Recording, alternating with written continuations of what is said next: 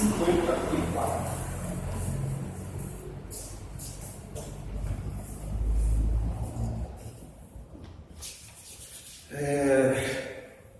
Então vamos lá. Diz o seguinte: em relação a essas divisões e classificações, tem tomado não pouco tempo dos teólogos e estudiosos sobre o assunto. Boa noite, meu irmão. São diversas sugestões sobre o tema, pois apresentam um vasto território para ser exaurido, o que podemos entender que está muito além da compreensão humana. Ou seja, querer fazer uma divisão ou um estudo completo sobre os atributos de Deus. Impossível, né? Pelo que nós já temos visto. O texto diz assim: assim também os atributos são tão interrelacionados a interdependentes que a colocação exata de algum deles é difícil, quando não impossível. Em geral, os teólogos separaram esses atributos em divisões sob terminologias variadas. Um grupo de atributos apresenta, assim é alegado, aquelas características que estão em Deus e não pode ser encontrada na criação. O outro grupo apresenta aquelas características em Deus que, num grau limitado, são encontradas nos anjos e nos espíritos humanos, ou que emanam objetivamente de Deus e alcançam outros seres. Ou seja, o que é isso? Todos os estudiosos, quando vai falar a respeito dos atributos de Deus, eles só dividem em duas coisas. Aqueles que são conhecidos, a gente vai ver os outros nomes, incomunicáveis e comunicáveis, ou seja, aqueles que são próprios de Deus, mas aqueles que você consegue encontrar, para alguns, em anjos e também em homens. Mas todos conseguem identificar que você só consegue dividir em duas partes, os que são e os que não são atribuídos ao homem, ou à criação de Deus. Você não tem três distribuições de atributos, é sempre só duas atribuições, ok? Continuando aí, diz assim, a estas divisões, Jefinho, eu estou na página 54, no segundo parágrafo, ok?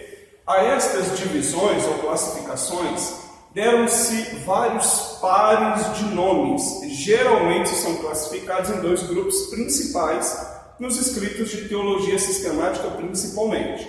O primeiro reúne todos aqueles atributos exclusivos da divindade, ou seja, aqueles atributos que Deus não partilha conosco ou não nos comunica. Quanto ao segundo grupo dessa divisão, estão relacionados aos homens, ou seja, os atributos que são transmitidos aos homens e que nestes se encontram, obviamente, em níveis altamente inferiores, como, por exemplo, amor, bondade, justiça, e etc. Estas separações são comunicáveis e incomunicáveis, imanente e transiente, positivo e negativo, natural e moral, absoluto e relativo. Saliento, portanto, que nesta obra eu tomei por entendimento os termos incomunicável e comunicável, para que facilite. Ou seja, então, relacionado a nomes, dependendo do livro de estudo, da teologia sistemática que você pegar, nem sempre ela vai ter o nome de incomunicável ou comunicável. Às vezes ela pode trazer o nome de absoluto e relativo, mas tudo ligado aos atributos de Deus e com a mesma função. Outra coisa que vocês vão ver na apostila é que eu não coloquei, e é difícil fazer isso, eu não coloquei todos os atributos de Deus, porque é impossível conseguir enumerar todos os atributos. Ficaria estudando e nunca conseguiria chegar ao fim de todos eles. Sobre essa divisão dos atributos de Deus, Gruden explica 2 pontos. Esta classificação dos atributos de Deus em 2 categorias principais é útil, e a maioria das pessoas tem uma noção de quais atributos devem ser ditos incomunicáveis e dos que devem ser ditos comunicáveis. Assim faz sentido dizer que o amor de Deus é comunicável, mas não a sua onipresença. Porém, ponderando mais sobre o assunto, percebemos que essa distinção, embora útil, não é perfeita. Isso porque não há atributo de Deus que seja completamente comunicável. Isso daqui eu vou explicar. Nem atributo nem atributo divino completamente incomunicável. Isso fica evidente quando refletimos por um momento sobre algumas coisas que já conhecemos a respeito de Deus. Por exemplo, se dentro disso que eu falei aqui, se nós olharmos e nós vamos ver sobre a questão da presciência de Deus, é uma coisa interessante, porque a presciência de Deus é um atributo incomunicável, pertence somente a Deus. Mas quando a gente estuda principalmente a vida e também a maneira que Deus utilizava os profetas, principalmente no Antigo Testamento, dá-se o entendimento de algumas coisas que Deus comunicava aos profetas, que basicamente é a presciência de Deus, mas não é algo comum de se ver no homem. Então a gente nunca pode dizer que, por exemplo, a presciência, que é um atributo incomunicável, a gente não pode dizer que 100% pertence só a Deus. Porque dependendo do propósito de Deus, ele vai comunicar, ou seja, ele vai dar ao homem esse atributo para um propósito. É difícil de compreensão, sim, porque a nossa mente é muito limitada. Mas quando a gente estuda a presciência e entende o que é a presciência, aí começa a ficar mais claro o papel dos profetas, no sentido só dos profetas. Porque o profeta sempre tem uma mensagem futurística, uma mensagem sempre do aquém do que aconteceu. Logo, Deus também fala a respeito do que passou, sem sombra de dúvida. Mas o propósito do profeta é esse: trazer uma mensagem, sempre uma mensagem escatológica sobre aquilo. Ou seja, se a gente for olhar algumas coisas que aconteceu, por exemplo, nós vamos ver que, eu esqueço o nome do cidadão, mas a gente vai ver que o profeta Eliseu, se eu não me engano, ele traz uma profecia sobre um jovem que era do reinado, e Eliseu disse para ele o seguinte, que era para ele tomar muito cuidado, estou trazendo minhas palavras, é claro, que era para ele tomar muito cuidado, porque aquilo que Deus tinha mostrado para ele iria se cumprir. Ou seja, ele mesmo iria, como diz o popular, fazer uma casinha para o rei, iria tomar o partido do rei, iria matar o rei e tomar o lugar do rei. Então veja, se você para analisar isso é uma presciência de Deus, porque só Deus pode saber o futuro acontecido. Só que quando o profeta fala isso com ele, ele fica meio assim, que é isso, eu não vou fazer isso não. Eu amo o meu rei, ou seja, eu estou aqui do lado do rei, eu sirvo o rei. Mas pouquíssimo tempo depois, acontece justamente isso. Ele levanta contra o rei, mata o rei e toma o lugar do rei. Então, quando olhamos para esse princípio, você vai ver que isso tem a ver com o atributo de Deus. Mas isso é um pouquinho mais para frente. Continuando aí, diz assim, os atributos incomunicáveis. Vamos entender o que é isso, para ficar uma coisa muito clara. E, claro, na medida que a gente aprende sobre o atributo incomunicável, é muito interessante e ao mesmo tempo difícil, porque a gente vê muitas das vezes em pregação, em culto, em ensinamento. Isso acontece muito em culto, tá? Quando a gente está pregando, a gente é muito empolgado. E às vezes a gente começa a perceber, na hora que a pessoa está pregando, ela começa a falar coisas que você fala assim, nossa Deus, isso não tem nada a ver com a Bíblia. Mas não é sobre alguns assuntos polêmicos, é coisas que a Bíblia mostra, principalmente quando a gente fala de atributo. Você vai ver que tem atributos ali que você fala assim, meu Deus do céu, o fulano está pregando, o que ele está falando, Deus não é isso aí, não. De onde que ele tirou isso? Não é que a gente fica assim, aquela pessoa chata, mas como a gente começa a estudar e começa a entender, a gente começa a ficar com um olhar mais crítico, com um ouvido mais aguçado para aquilo que a gente está ouvindo. Então a gente já não é mais aquela pessoa que fica assim, amém, amém, amém, ou seja, tudo é amém. Não, aí você já começa a ficar assim, não, isso não é bem um amém não, tem um trem errado aí. Aí só que a gente vai acabando, sabe, relevando a situação, porque às vezes a pessoa também não tem nem entendimento do que está falando. Mas enfim, atributo incomunicável. Dar-se-á exclusivamente a deidade de Deus. Para a clareza deste ponto, explico que atributo incomunicável é justamente as qualidades ou as propriedades, virtudes próprias de um ser. Por isso, na teologia cristã, quando tratamos de atributos incomunicáveis, identificamos como uma referência as suas características ou qualidades essenciais. que descrevem, abre aspas, o que ao menos queremos descrever. Quem de fato ele é, o que faz e o que definitivamente possui.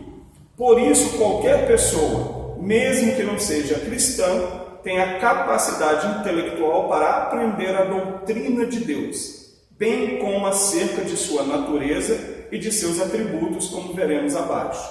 Vale também explicar que estes não se encontram no homem, diferente dos atributos comunicados. A gente diz sempre, como eu estava falando aqui antes, a gente sempre vai dizer, e quase todos os livros que você encontrar, quase vai dizer que esses atributos aqui, você não vai encontrar no homem. Mas como eu disse, isso não é 100% verdade. Porque vai depender muito do propósito de Deus para uma nação, para um povo, para um objetivo dele. Isso vai depender de muito. Tem alguns que sim. Tem alguns que nós vamos entender que é impossível. Por exemplo, nós sabemos que um dos atributos de Deus é ele sendo onipotente. De fato, você não vai ver ele dando a nenhum outro ser, a nenhuma outra criatura. Você vai ver que por melhor que seja a criatura e mais bela que seja, não vai ter esse poder. Por quê? Se olharmos, por exemplo, para os seres angelicais, nós vamos ver um querubim, que é o próprio Satanás, porém ele foi criado como querubim. E no termo de hierarquia, por exemplo, você vai ver que serafins, que são muito mais poderosos que querubins, serafins está acima dele. Mas você vai ver que Deus fala algumas particularidades a respeito desse querubim. De todos os querubins que Deus criou, foi o único ungido que Deus criou. Foi o único com tamanho, perfeição, beleza e para um propósito. Mas mesmo assim, tendo um poder sobrenatural como tem, e diga-se de passagem, ainda não atua com todo o poder, ainda assim não pode se igualar ao poder de Deus. Não tem cabimento ou não consegue chegar. Ainda se nós somássemos todo o poder de toda criatura de Deus, juntássemos todo o poder, seria impossível chegar no poder de Deus. Ok? Os atributos incomunicados de Deus são aquelas virtudes ou excelências que demonstram que tudo que existe em Deus existe em uma forma absolutamente divina e, portanto, não pode ser compartilhado com suas criaturas. Esse grupo de atributos afirma a absoluta exaltação e incomparabilidade de Deus e tem sua expressão máxima no nome Elohim, ou Deus. De fato, o nome Deus, minúscula, é também aplicado às Escrituras na Bíblia. Para nós, acho que eu não sei se eu falei que foi nessa turma ou na outra, para nós é um termo um pouco tanto diverso, porque a Bíblia chama nós, seres humanos, também de deuses. Mas é um pouco meio difícil de nós aceitarmos essa palavra dirigida a nós. Porque sempre quando se fala em um Deus ou deuses, nós sempre vamos lembrar, principalmente para nós que professamos a fé protestante, nós sempre vamos lembrar de um Deus, e às vezes chega a nos dar até medo, ou outra palavra que a gente queira usar, em tomar esse nome para nós. Só que a gente às vezes vê na Bíblia que o próprio Deus designa esse nome para os seres humanos. Ok? Então veja só, as Escrituras mencionam não apenas os ídolos dos pagãos como deuses, como por exemplo quando nos proíbe de ter qualquer outro Deus com letra minúscula diante do Deus vivo, conforme Êxodo 23, que é o primeiro mandamento. Elas também designam Moisés como Deus para Arão, ou seja, um dos primeiros termos que Deus fala. Quando Moisés está ali discutindo com Deus, falando com ele, não me envia, não envia meu irmão diante de Faraó, porque ele fala melhor, é mais eloquente, tal. E Deus falou para ele, não, vamos fazer o seguinte, você será como Deus para Arão, e Arão será a voz para o povo. Então, o que estava incumbido sobre Moisés era, você vai ser como Deus. Ou seja, Arão vai olhar para você e vai ter você como um Deus na vida dele. Mas não um Deus no sentido de idolatria, ok? E para Faraó. E falam dos juízes, conforme Salmo 82, falam dos juízes como deuses entre os homens. E Cristo, lá em João capítulo 10, Cristo apela a essa designação dos salmos em sua própria defesa. Faz a gentileza, abre aí, por favor, João capítulo 10. Um texto que dificilmente você vai ver alguém pregando ou até mesmo citando ele dentro das igrejas. Vai ser muito difícil você ver isso.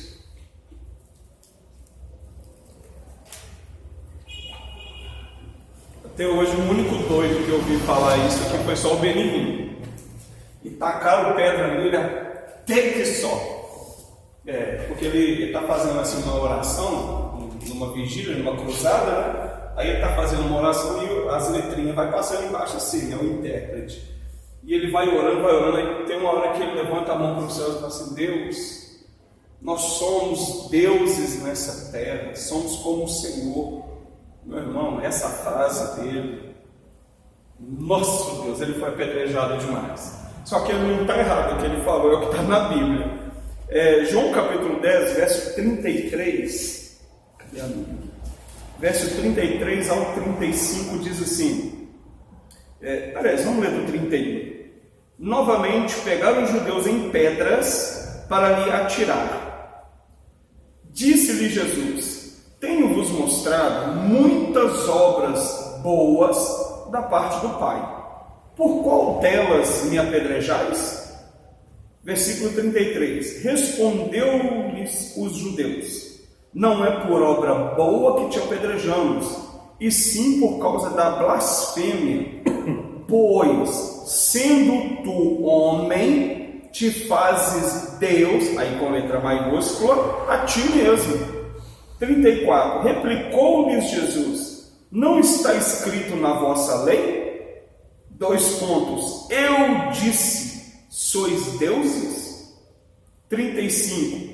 Se ele chamou deuses aqueles a quem foi dirigida a palavra de Deus, e a Escritura não pode falhar, então daquele a quem o Pai santificou e enviou ao mundo dizeis: tu blasfemas, porque declarei, sou filho de Deus?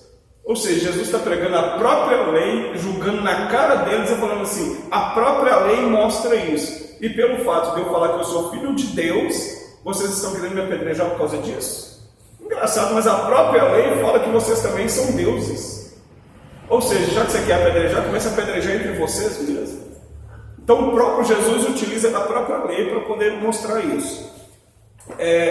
Veja só, primeiro atributo incomunicável: autoexistência, ou conhecido como existência autônoma, ou alguns como gostam, abre parênteses, eternidade.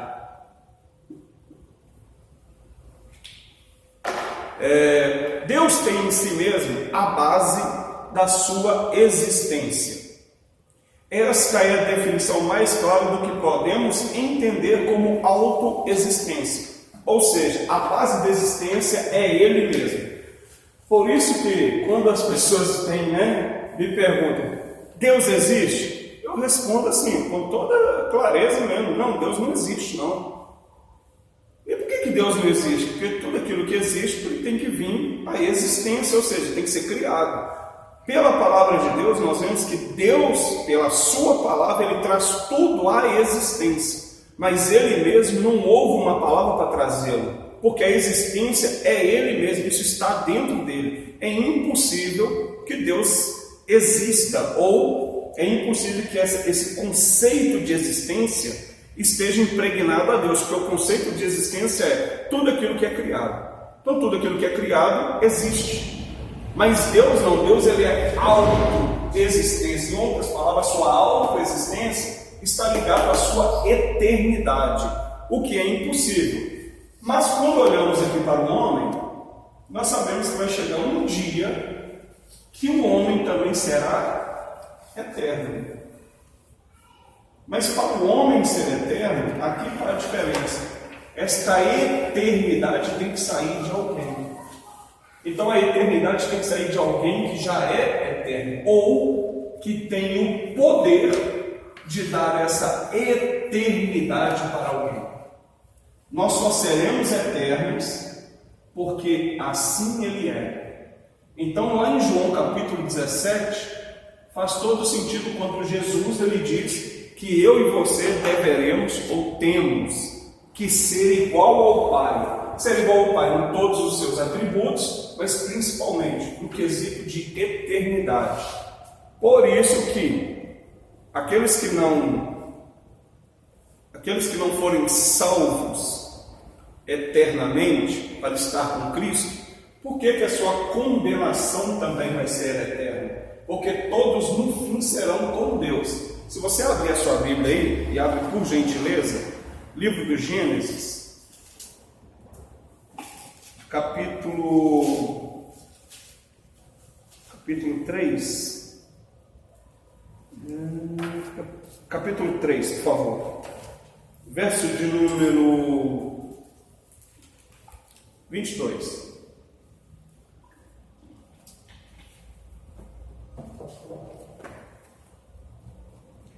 Gênesis 3, 22 diz assim: Então disse o Senhor Deus: Eis que o homem se tornou como um de nós, ou seja, conhecedor do bem e do mal, assim que não estenda a mão e tome também da árvore da vida, coma e viva eternamente.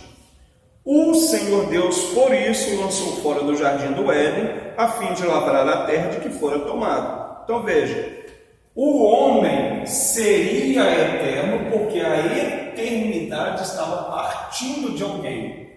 Mas Deus agora, por causa do pecado, olha para o homem e diz: olha, não é bom que o homem tome da árvore da vida, que lhe dará direito à eternidade, e seja como um de nós, além de ser eterno, conhecedor do bem e do mal. Qual era o problema do homem comer daquela árvore da vida e ser eterno? Nenhum.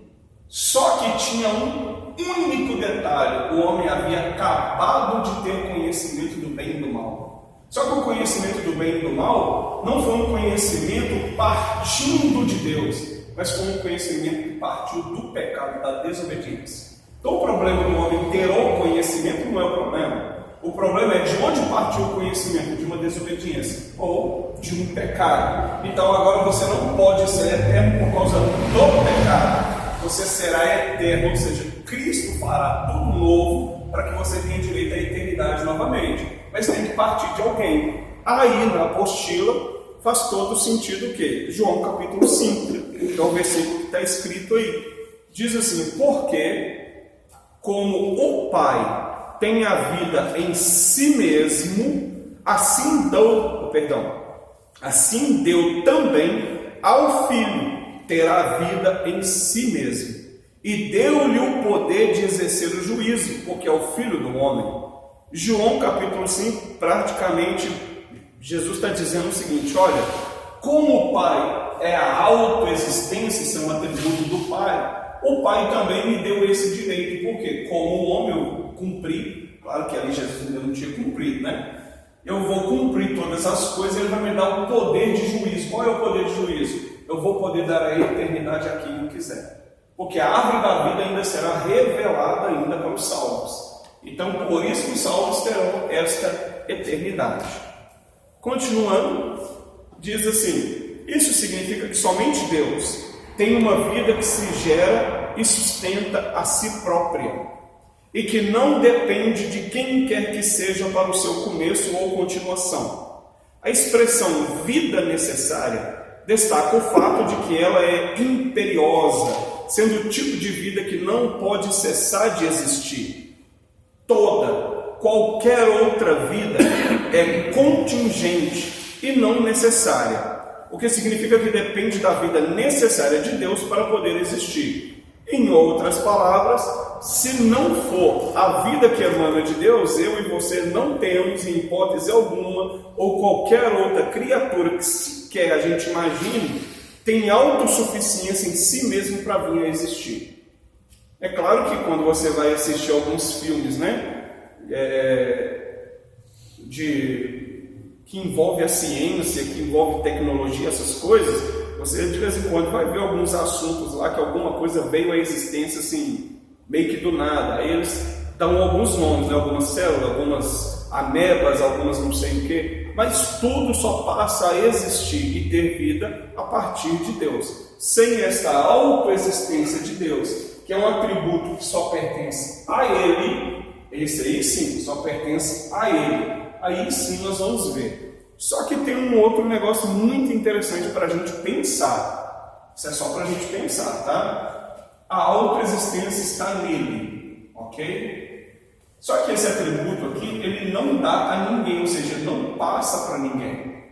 Porque para a autoexistência, eu olho para mim, não tenho uma autoexistência em mim. Primeiro, porque eu ainda não sou eterno. Segundo, porque eu não tenho o poder de dar eternidade para ninguém. Só que o poder de criar, que parte da existência, ela se encontra no homem, a questão de criar. Tanto semelhante ao próprio homem, quanto qualquer outra coisa que o homem desejar, ele cria. Né? Hoje, se você pegar a internet, não para ver besteira, mas para ver algumas coisas interessantes, a gente vai ficar um pouquinho meio assustado naquilo que o homem anda criando. Né? Outro dia, fui ver televisão, fiquei assustado. O povo entrando dentro do carro da Volks e trocando ideia com o carro, como se o carro fosse gente. É a famosa inteligência artificial. Coisa que lá na década de 80, o famoso Spielberg já estava fazendo um filme Inteligência Artificial, mostrando para nós que é algo que viria lá nos anos 2000. Só que qual de nós imaginaria que de fato um dia você teria uma inteligência artificial? Que dia que a gente imaginaria, coisa que só acontecia em filme, eu lembro muito bem do filme, o filme do Arnold Schwarzenegger, que ele está lá em Marte, que é um sonho que ele tem, volta na máquina, um trem doido. Lá tem um negócio chamado, é assim mesmo, é holograma. Sabe o que é isso, né, gente? Ele está com um reloginho assim, aí ele está com a imagem dele verdadeira aqui, mas a imagem dele é projetada lá. E o cara chega com a arma doida para matar ele. Quando vê ele, atira porque o negócio era perfeito. O filme é da década de 80 também, gente. Pastor, já existe holograma? Tem um outro ainda que eu gosto também. Eu gosto assim, porque é interessante para estudar. Não que eu gosto do filme. O filme é Mulher, acho que é Mulher Nota 1000. Então é assim. Os meninos lá fazem um cientista, tudo tem que ter ciência, né? O cientista faz lá muito chique. Quando vai ver, a mulher está assim, em tamanho real, o holograma dela. Coisa chique. Aí você olha para isso e fala assim: meu Deus do céu, será que isso vai vir à existência? O homem ele tem um poder de criação assim, sem igual. É claro que isso foi dado por Deus, sim. Só que aqui, gente, eu não vou entrar nesse assunto agora, que é um assunto polêmico. Isso aqui também está ligado. Lembra dos anjos caídos? Isso também está ligado aos anjos caídos. Essa questão de criar, ou a questão de ensinar ao homem. Tá? Mas não vou entrar nesse assunto agora, porque não é para nossa aula. Então veja, dentro desse conceito aqui de criar, ou seja, de vir dar a existência a alguma coisa, o homem tem, mas não o atributo como ele é, de autoexistência. Só que Deus ele deu ao homem e aos animais também o poder da criação, o poder de dar continuidade. Só que não é esse atributo em geral, ok? Isaías 40, 18 diz assim, está aqui na apostila mesmo, ok? Não, peraí, estou lendo no lugar errado. Eu li João, né? Isso, eu li João agora. Isso significa que somente Deus tem uma vida que se gera e sustenta a si própria, e que não depende de quem quer que seja para o seu começo ou continuação. A expressão vida necessária destaca o fato de que ela é imperiosa, sendo o tipo de vida que não pode cessar de existir. Qualquer outra vida é contingente e não necessária, o que significa que depende da vida necessária de Deus para poder existir. E isso é apenas outra maneira de expressar a ideia que Deus é a fonte de toda vida. Ou seja, mesmo o homem tendo o poder de criar, né, outro ser humano da forma natural, ainda assim dependemos de Deus para duas coisas. Primeiro, três na verdade. Primeiro, o fôlego de vida só pertence a Ele. Segundo, uma alma. Nenhum ser humano tem esse poder. Só que aí o negócio vai ficar um pouco mais assustante. A coisa vai ficar um pouco mais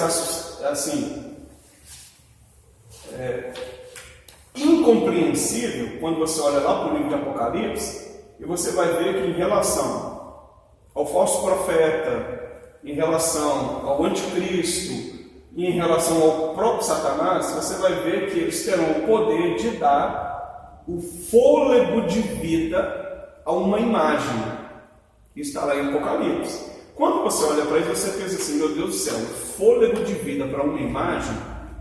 É claro que isso tudo está ligado à inteligência artificial, tá, gente? Mas é coisa lá para Apocalipse lá. Isso não é para nossa aula hoje, não.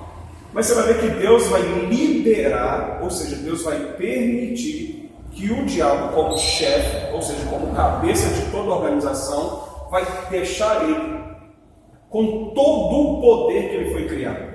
Então ele vai trazer à existência coisas que para nós hoje seria impossível a gente acreditar. Ele vai dar fôlego de vida a coisas imateriais. Aí você olha para isso e pensa assim, meu Deus do céu, como que Deus vai poder permitir Satanás fazer isso, sendo que isso pertence somente a Deus? Trazer o fôlego de vida a uma coisa que é imaterial. Ou seja, você olha para isso e pensa assim, qual a finalidade? Aí você vê no próprio texto. Que o próprio texto diz que é necessário que isso aconteça para que as nações sejam enganadas. E nada melhor que uma coisa que é visual para poder enganar as nações. Como nós somos enganados até hoje, é por aquilo que a gente vê. Na verdade, não é nem por aquilo que a gente escuta. Aquilo que a gente vê nos engana com muita facilidade. Se você olhar lá para dentro do próprio jardim do Éden, a serpente está conversando com Eva, aquela coisa toda. Aí você vai ver que o texto diz assim, então de repente Eva viu que era boa aos olhos. Então isso está ligado primeiramente à nossa alma, ou seja, como os olhos é a janela da alma, nós somos seduzidos por isso e facilmente somos enganados.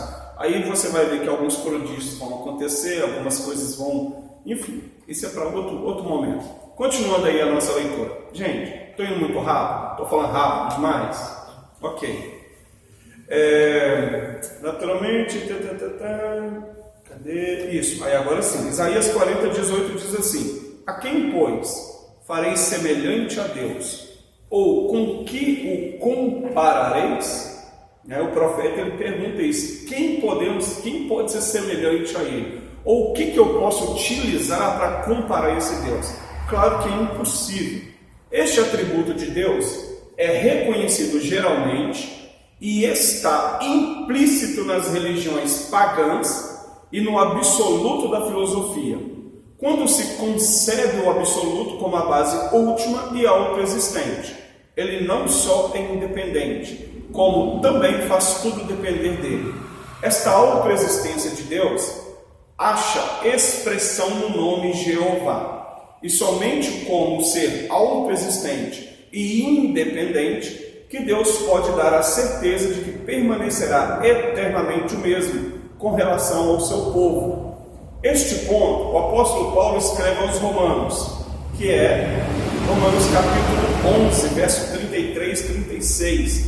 Ele diz assim, ó profundidade das riquezas, tanto da sabedoria como da ciência de Deus, quão insondáveis são os seus juízos e quão inescrutáveis os seus caminhos. Porque quem compreendeu o intento do Senhor, ou quem foi seu conselheiro? Interessante que às vezes a gente utiliza muito os textos lá do Antigo Testamento, principalmente de Moisés, para poder falar que Moisés deu conselhos a Deus para não destruir o povo, aquela coisa toda. Mas quando olhamos para dentro das Escrituras, a gente vê que isso de fato é impossível. Ou quem lhe deu primeiro a ele para que ele seja recompensado? Porque dele, por ele e para ele são todas as coisas. Quando dizemos que por dele, por ele e para ele, ou seja, essa palavrinha, porque dele, por ele, para ele são todas as coisas, significa que tudo aquilo que é criado, foi criado, toda a sua existência, tem um princípio, ou seja, porque dele. Quando falamos que porque dele, estamos falando que isso emanou dele, ou seja, essa existência teve que sair dele mesmo. Por isso, a sua autoexistência.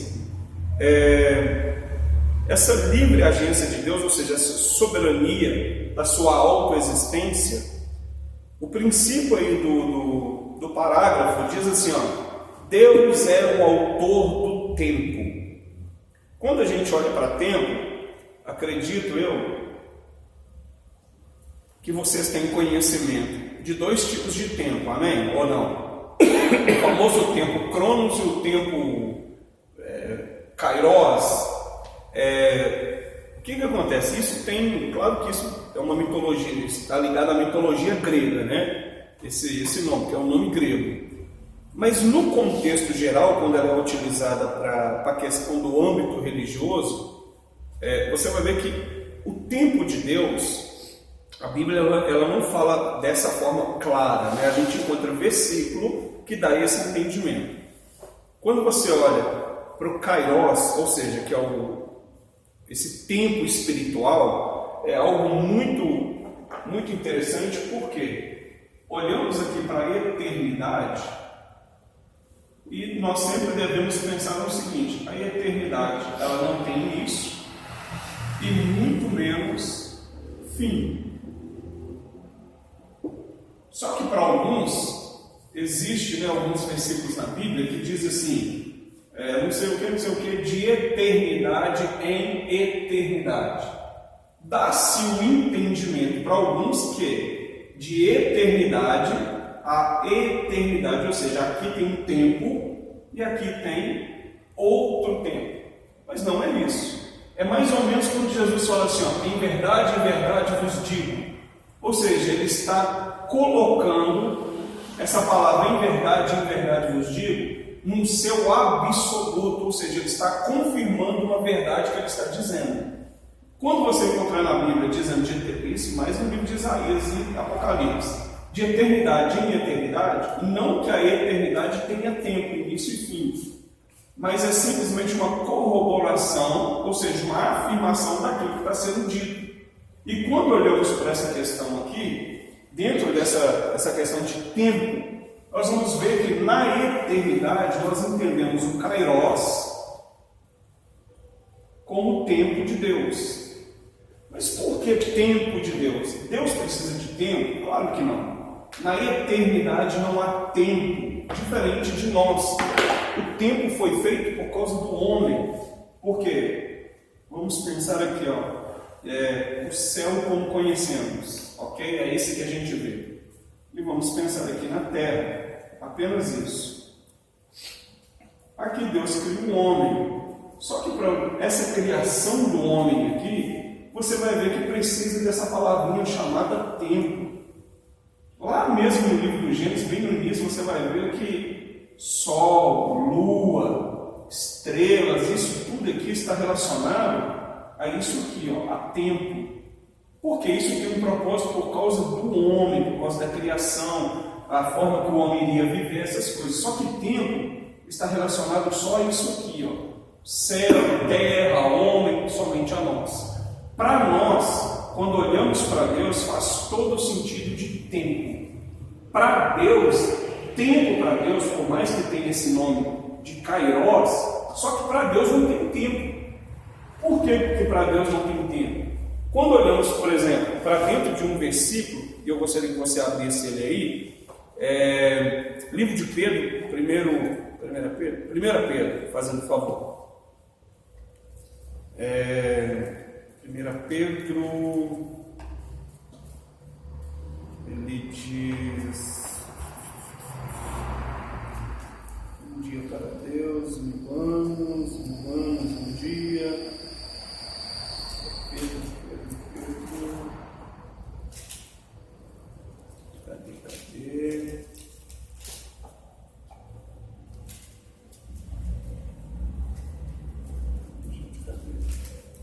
Onde que eu anotei isso aqui?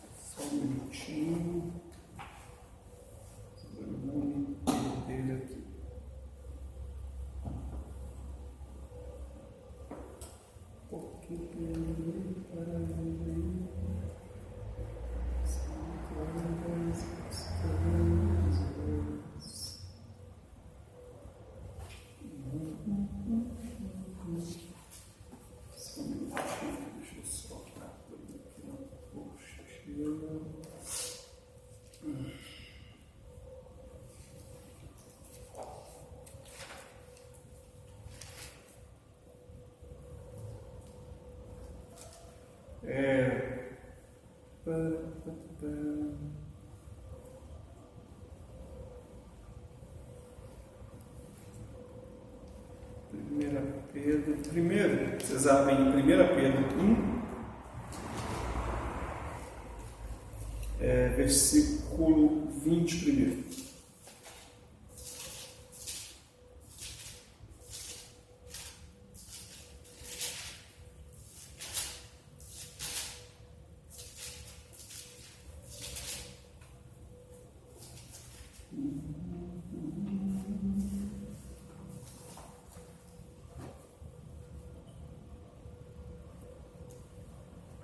Pedro 1, 20. Depois a gente vai até ver esse próprio versículo aqui em outra parte também, inclusive. Pedro 1, 20 diz assim, conhecido com efeito antes da fundação do mundo, porém manifestado no fim dos tempos por amor de vós, que por meio dele tendes fé em Deus, o qual ressuscitou dentre os mortos e lhe deu glória, de sorte que a vossa fé e esperança estejam em Deus. Esse texto aqui de 1 Pedro, claro que ele está falando de Cristo, né? Ele está ensinando para a igreja a respeito de Cristo, ou do Cordeiro, né? Do Cordeiro sem defeito, sem mácula, o sangue de Cristo. Você vai ver que ele fala assim, ele é conhecido com efeito antes da fundação do mundo. Esse sentido de conhecido antes da fundação do mundo está ligado a isso aqui, ao tempo de Deus, antes da fundação do mundo. Só que para nós, que somos dependentes desse tempo que a gente conhece, hora, minuto, segundo, ano, mês, às vezes fica até um pouco meio vago da gente dizer assim, não, o conhecimento está ligado ao tempo. Vamos falando assim, esse conhecimento de Deus antes da fundação do mundo, então nós estamos falando da eternidade. Ele conheceu o que? O Cordeiro. Aí depois vai falar que o Cordeiro foi morto antes da fundação do mundo. Quando olhamos para isso daqui, esse sentido de conhecer na eternidade, o Kairos aqui, ele faz um pouco de sentido, só para a gente poder ter um breve conhecimento daquilo que está sendo falado. Mas quando nós detalhamos o nosso tempo, aí você olha para os céus ou para a eternidade e pensa assim, aí sim, o apóstolo Pedro diz assim, que um dia para Deus é como 1000 anos.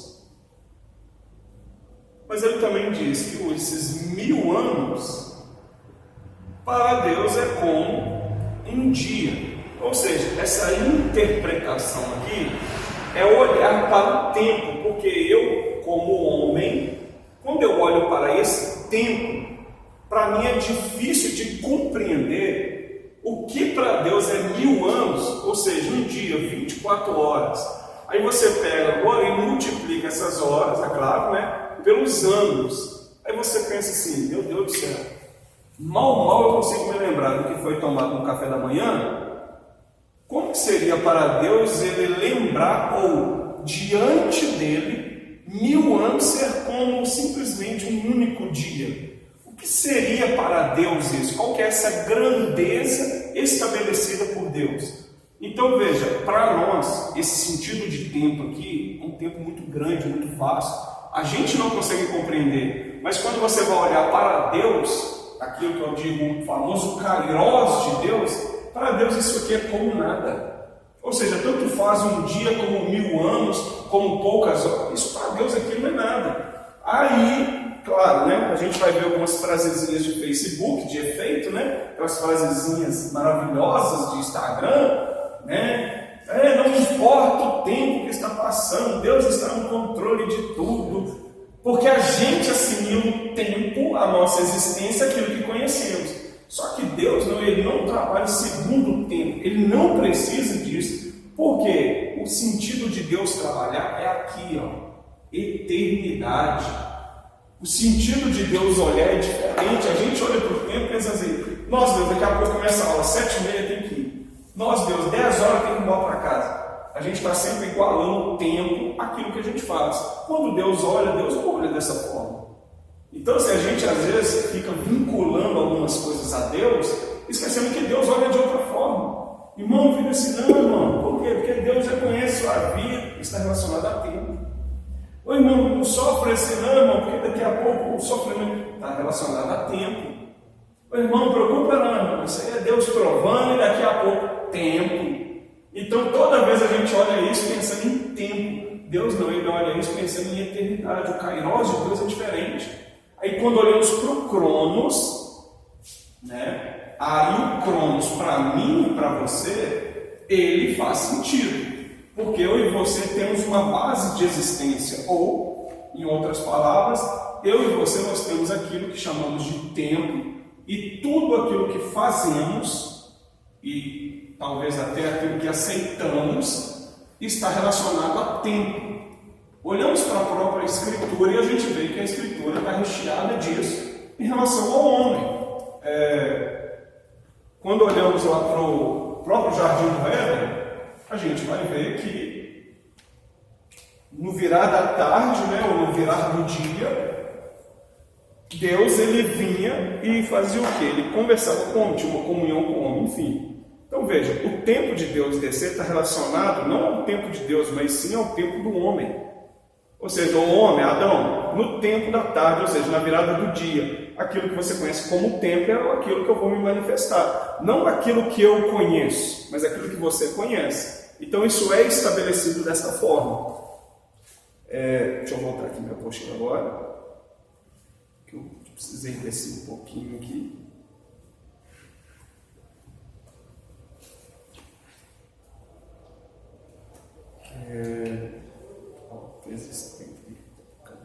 Isso.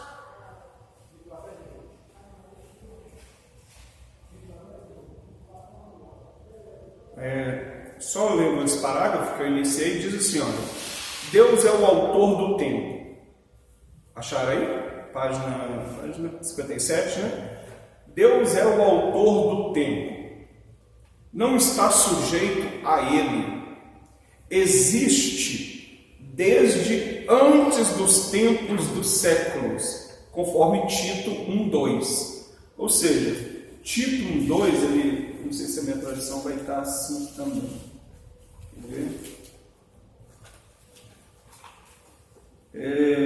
Paulo, servo de Deus, após Jesus Cristo, para promover a fé e dos eleitos de Deus e o pleno conhecimento da verdade segundo a piedade. Verso 2. Na esperança da vida eterna, que o Deus, que não pode mentir, prometeu antes dos tempos eternos. Então veja, Deus prometeu antes dos tempos eternos. Mas aí vamos trazer para hoje. O que seria o tempo eterno? Faz algum sentido para você, Esther? O que é o tempo eterno para você? Antes da gente ir para Deus, né? Eternidade, porque a terra para mim, não estou ouvindo direito. Horrível. Quando a gente for salvo mesmo, assim, for morar com Deus. Tempo eterno. Olha que coisa interessante. Paulo às vezes escreve umas coisas que é difícil de interpretação, né? Pedro mesmo fala sobre isso. Paulo fala assim, olha só, na esperança da vida eterna, que o Deus que não pode mentir prometeu. Aqui, só dentro desse versículo 2 aqui, tem 3 atributos que estão relacionados a Deus. Deus não pode mentir, ou seja, porque ele prometeu antes dos tempos eternos. Quando olhamos para isso aqui, pensamos assim, poxa vida, antes do tempo eterno? Mas aqui o tempo eterno vai estar ligado ao homem, ou esse tempo eterno vai estar ligado a Deus? Porque se estiver ligado a Deus, nós vamos ver que o tempo eterno ele tem início e fim. Mas se o tempo eterno estiver ligado ao homem, a gente vai ver que Paulo está falando de uma coisa que Deus prometeu lá atrás, que está relacionado ao homem aqui na frente, mas que vai se cumprir em outro momento. Então Paulo está falando mais ou menos assim, olha, esse Deus que não muda, ele prometeu antes da fundação do mundo, ou seja, ele prometeu assim, antes mesmo da existência, daquilo que conhecemos. Só que ele prometeu para nós nesse tempo, porque Cristo manifestou nesse tempo. Só que isso vai cumprir num tempo eterno, que é um tempo que ainda vai vir à existência para nós. Porque para nós o tempo de existência ainda não é vindo, nem sobre aqueles que já foram ofertados a Deus através de Cristo. Continuando, ou antes dos tempos eternos, conforme a tradução brasileira. Isso está muito claro na expressão, eu sou o que sou. Esta passagem fala tanto da autossuficiência como da autoexistência divina. A eternidade denota que Deus é livre de toda distinção temporal, de passado ou de futuro. Não teve ele um começo, nem terá um fim em seu ilimitado ser. Eu não sei vocês, mas quando início, de conversão, eu costumava fazer algumas perguntas. Por exemplo, eu ia meio que voltando assim para trás as coisas assim, ó. Meu pai me criou, pai do meu pai, pai do pai, pai do pai, pai, geração. Aí tem a tal da genealogia, vai chegar em alguém. E esse alguém uma hora vai ter que chegar em Adão. Adão uma hora vai ter que chegar em Deus. Deus criou tudo. E se Deus... Aí eu ficava pensando assim, agora eu vou arrancar tudo que Deus criou. Sobra o quê? Mas se eu tirar tudo que Deus criou, não sobra nada. Nem na terra, nem no céu. Porque a Bíblia fala que Deus criou os mundos e tudo que nele há. Aí eu começo a pensar, então agora eu vou tirar da minha mente os mundos e tudo que Deus criou. Sobra o quê? Sobra Deus. Ué, mas e aí? Sobra Deus? E aí? Saiu assim do nada, assim? Tipo, pá! Começou a existir esse Deus? Gente, essa pergunta todo novo convertido vem fazer. Todo mundo quer saber assim que Deus criou tudo. Mas e aí? Deus, como é que é esse negócio? Aí até você explicar, não. A existência está nele. Aí começa a fazer sentido quando a Bíblia fala assim que eu só acredito nisso daqui por meio de fé. Porque isso para mim, a racionalidade, isso aqui é demais. Ou seja, o próprio salmista fala assim, olha, a tua ciência, Deus, ou seja, o teu conhecimento é grandíssimo demais para mim. Eu não consigo entender isso não. Então veja, vamos tirar a criação do que a gente conhece, terra. Beleza, não tem mais terra não. O que sobrou? Os mundos. Arranca os mundos. Pronto. Parece um jogo de videogame, só vai passando. E agora? Vamos tirar todo o ser celestial. Tirei. Os 24 anciãos, arranquei. Tudo que tem no céu, tirei. E agora, o que sobra? Sobra Deus. Mas sobra Deus em quê? Se eu tirei tudo que foi criado. Toda a existência eu estou tirando. Até mesmo céus e terra. Deus vai sobrar onde? Em todo lugar, num buraco vazio? Até o buraco é uma criação. Tira o buraco também. Sobrou o quê? Deus. Mas Deus está existindo aonde?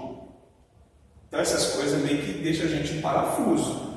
A questão é, pela fé, eu acredito que pela palavra os mundos veem a existência. Se os mundos veem a existência e eu creio pela fé, eu creio que alguém fez essa criação. E esse mesmo que fez é o que tem todo o poder de existência. Porque ele é essa existência. Ok? Vamos pular para o próximo. Pula, por gentileza, para a página de número 58, onde nós vamos falar da onisciência.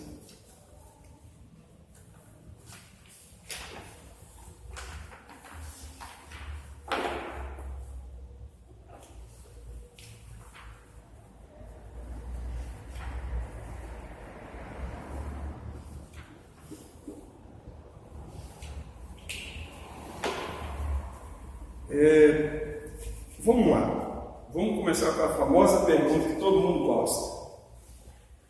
Pensem, tá, gente? Pensem. O diabo é onisciente? Ou ele tem a onisciência?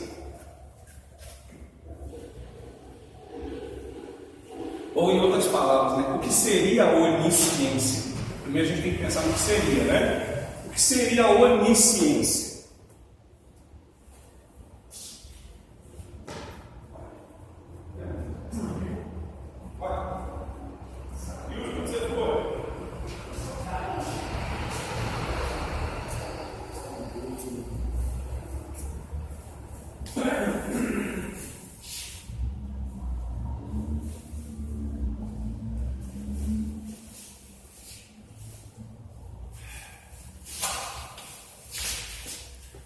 E aí, o que seria onisciência para vocês?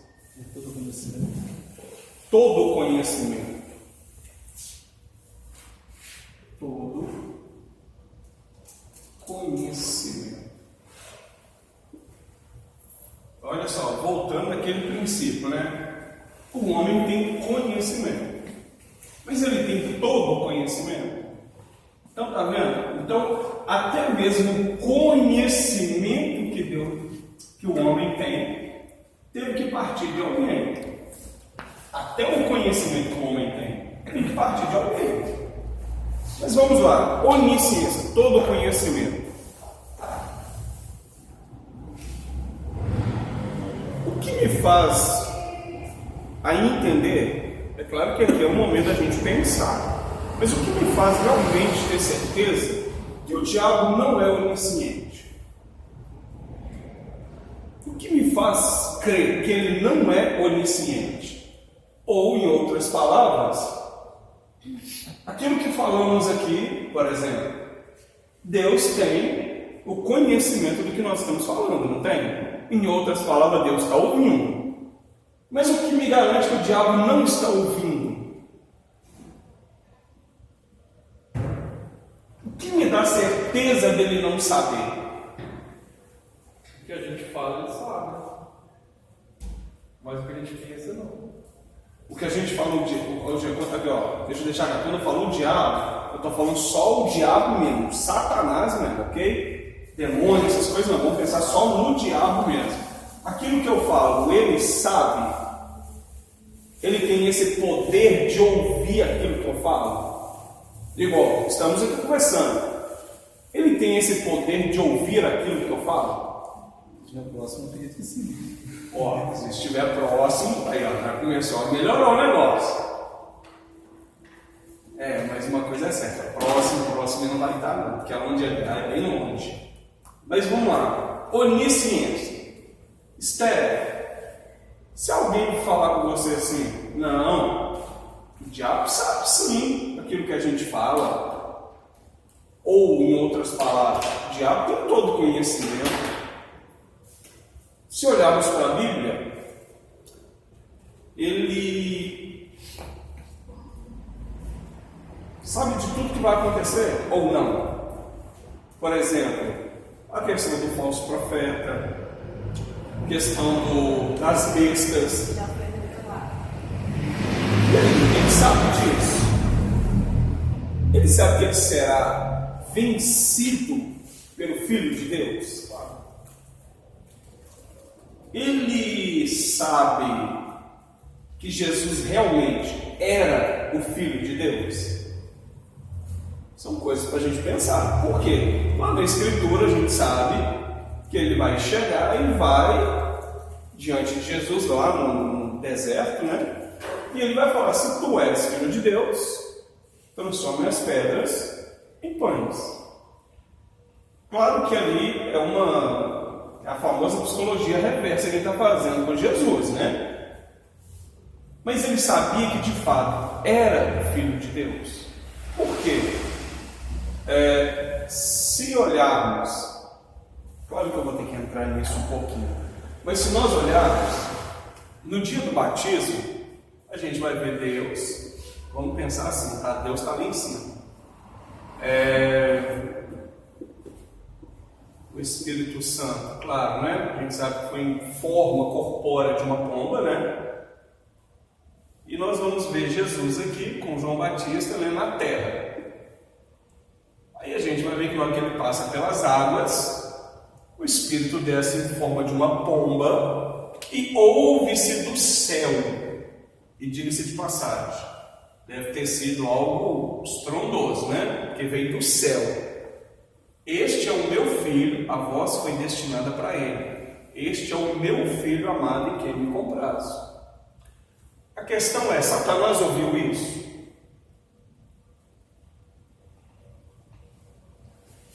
Aí a gente tem que fazer a seguinte pergunta: onde que ele estava, né? Ele estava bem aqui, gente, ó. Estava não, está, né, na verdade. Ele está bem aqui. Quando Deus fala, Deus falou justamente para ele ouvir. era necessário Deus revelar o seu próprio filho, que tinha chegado o tempo, né? Claro. Imediatamente você vai ver que Satanás desce a quem? A ele, para tentá-lo. Aí você vai ver o início de tudo. Se tu és filho de Deus. Ninguém precisava revelar para o diabo mesmo ouviu. Por quê? Essas foram as palavras que saíram da própria boca de Deus. Este é o meu filho. E como o diabo vem tentá-lo, se tu és filho de Deus. O diabo não tenta ele falando assim, se tu és filho de Davi, se tu és o filho do homem, se tu és o rei dos reis, ele não fala isso. Ele fala aquilo que ele ouviu da boca de Deus. Então, quando olhamos para esses assuntos, né? Quando olhamos para isso na Bíblia, a gente tem que pensar assim: se ele é onisciente, o diabo, todo conhecimento está relacionado não somente àquilo que nós falamos, mas também está relacionado àquilo que pensamos. Ou, como a Bíblia chama, o pensamento está ligado tanto à nossa mente, quanto à nossa alma e quanto ao nosso coração. Aí, a única pergunta que precisamos fazer é: Satanás, ele sabe aquilo que passa em meu coração ou em minha alma? Ele pode ter o conhecimento daquilo que eu falo, das minhas ações e coisas do tipo. Mas, por que ele não tem todo o conhecimento? Porque a Bíblia fala que o único que conhece e sonda o meu e o seu coração, que é um só, é Deus. Porque se o diabo conhecesse o nosso coração, a nossa alma como um todo, todos nós já estaríamos destruídos. Já não precisava da brecha. Já não precisava. Então, assim, todo conhecimento ele não tem, mas ele tem muito conhecimento. Tanto é que este conhecimento, naquilo que está escrito para nós, o conhecimento que ele tem, você vai ver que ele, como líder de toda a rebelião, ele vai ensinando os seus súditos e esses vão ensinando outros e outros e outros até chegar em nós, seres humanos. Ok? Então ele tem conhecimento e não é pouco. Ele tem conhecimento que ele será julgado e condenado, tem por causa das Escrituras. Antes das Escrituras ele não tinha, só até onde havia sido revelado que ele tinha o conhecimento. Qual era o conhecimento que ele tinha desde o jardim do Éden? Que ele iria ferir o calcanhar da semente da mulher, mas a semente da mulher iria esmagar a sua cabeça. Aí vem essa profecia dele, vou colocar assim, ferir o calcanhar, ok? Do filho do homem, que é Jesus, ok? Isso aqui ele fez? Fez. Se você olhar lá para a cruz do Calvário, no dia que Jesus foi crucificado, né? Vamos pensar aqui numa cruzinha bem bonita. No dia que Jesus é crucificado, os pezinhos dele aqui, ó, foi crucificado. Como? Como essas imagens ridículas passam, assim, aquele pezinho, você não almoça? Não, fez não.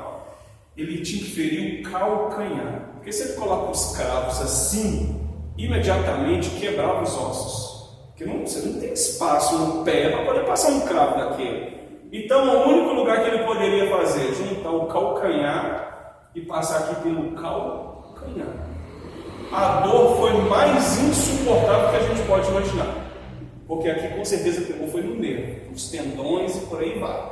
Só quem joga bola que sabe dessas coisas. Aqui, ele feriu o calcanhar, feriu. Mas tinha um detalhe. A profecia é ferir o calcanhar, mas ele vai esmagar a sua cabeça. Isso aconteceu só 50%. Só 50% da profecia que aconteceu. O 100% da profecia ainda não aconteceu. Ou seja, o Satanás, o diabo, ele ainda não foi esmagado. O sentido de ser esmagado é o sentido de ser vencido. Não que o diabo como o diabo. Não que Jesus vai chegar lá e falar assim, ô Satanás, põe a cabeça, eu vou pisar. Não é isso. É o sentido de vencer, de vitória, ok? Só 50% da profecia que aconteceu. Então veja, ele não tem todo o conhecimento, nem do que vai acontecer com ele. Por que ele não tem todo o conhecimento? Porque todo o conhecimento pertence a um só. Aí a gente vai ver lá dentro do livro de Coríntios, Paulo fala sobre isso, ele fala assim, que o coração do homem, ou o espírito do homem, não, o coração do homem, quem pode conhecer? Aí Paulo diz assim, o espírito que está no homem. Ou seja, o espírito que está no homem é o meu espírito, não o Espírito Santo. Só que aí Paulo fala assim, quem conhece o coração de Deus, ou a profundidade de Deus? Aí ele diz, se não o Espírito de Deus, aí é Espírito com letra maiúscula. Então, teoricamente, até o coração de Deus, quem é que conhece? Só o Espírito de Deus. Então, todo conhecimento só está relacionado a Deus. Satanás não tem todo. E por que eu estou pegando Satanás? Porque de todos os seres criados que a gente conhece, o que mais tem poder, ou que, tirando Cristo, é claro, o que tem mais poder é justamente Satanás. Então, por isso que eu estou pegando ele como figura. Mas questão de conhecimento tem, e não é ilimitado. Ele tem uma limitação de conhecimento, porque Deus assim designou. Quando é que o Satanás aqui vai poder utilizar todo o poder que ele tem? Ele ainda não sabe quando ele vai poder fazer isso. Mas isso vai chegar um tempo que vai acontecer, porque já está escrito que isso vai acontecer. Quando é que Satanás vai poder sair e enganar as nações?